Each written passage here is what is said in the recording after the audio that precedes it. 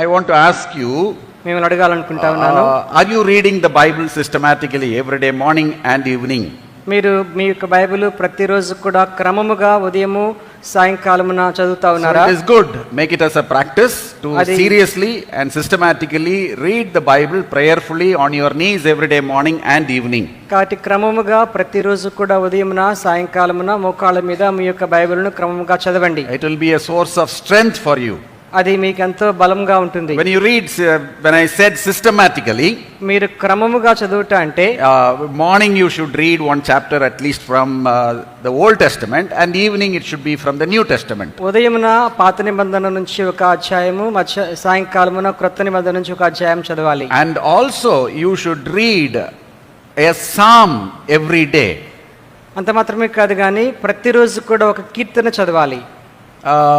I always find this book of Psalms to be very useful, especially when I was young. It was very, very useful for me in my life. నేను యవనస్తుడిగా ఉన్నప్పుడు కీర్తనలు నా యొక్క యవన జీవితంలో ఎంతో ఉపయోగకరంగా ఉంది. And there are some great men of God who have said every day read 4 Psalms. ఒక కొంతమంది దేవుని సేవకులు గొప్పవారని చెప్పారు అంటే ప్రతిరోజు కూడా సామ్ చదవండి, కీర్తనలు చదవండి అని. And 4 chapters, 4 Psalms you should read every day. 4 అధ్యాయాలు కీర్తనలు చదవండి. So whatever it is, make it a practice to read a few Psalms every day in the morning. కాబట్టి ఏమైనప్పటికీ కూడా ఒక క్రమమును అలవర్చుకోండి. ప్రతిరోజు కూడా కొన్ని కీర్తనలు అధ్యాయాలు మీరు చదవండి. These Psalms are expression of man's feelings.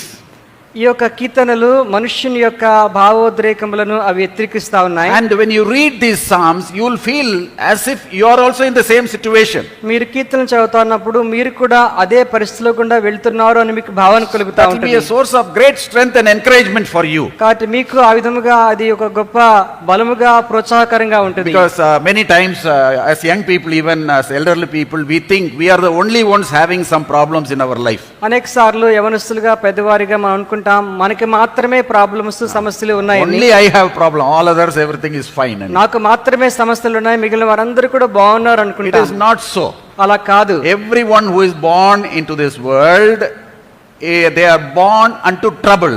కాబట్టి ఈ లోకంలో పుట్టినటువంటి ప్రతి ఒక్కరు కూడాను శ్రమానుభవానికి పుడతా ఉన్నారు. That is what the word of God says in Job chapter 14 and verse 1. అందుకని యోబు గ్రంథం 14:1 ఈ మాట రాయబడింది. Man who is born unto a woman is born unto trouble. కాబట్టి స్త్రీకి పుట్టినటువంటి మనుష్యుడు ఆయన శ్రమకు లోనైనటువంటి వాడుగా That is ఉన్నాడు. life.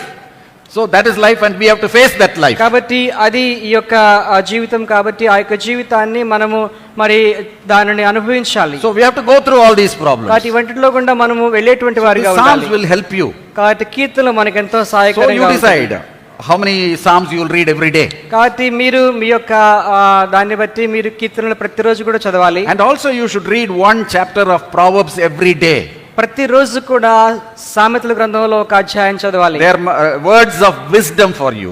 అందులో జ్ఞాన వాక్యాలు ఉన్నాయి. And it is written mostly by Solomon, the great king, who was a wise king. కాబట్టి కీర్తన ఆ యొక్క సామెతలు జ్ఞాని అయినటువంటి సొలొమోను రాసినటువంటి వాడు. So it will give you wisdom. అది మీకు జ్ఞానం ఇస్తాయి. It will help you to live wisely in this world. ఈ యొక్క లోకములో జ్ఞానముగా ఎలా జీవించాలో So తెలుపుతాయి. every month you can complete the entire book of Proverbs once.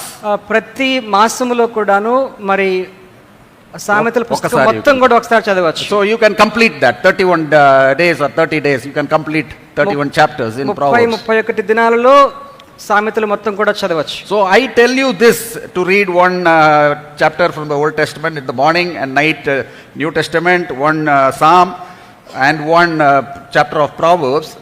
I tell you that because I am doing that. That's why I tell you.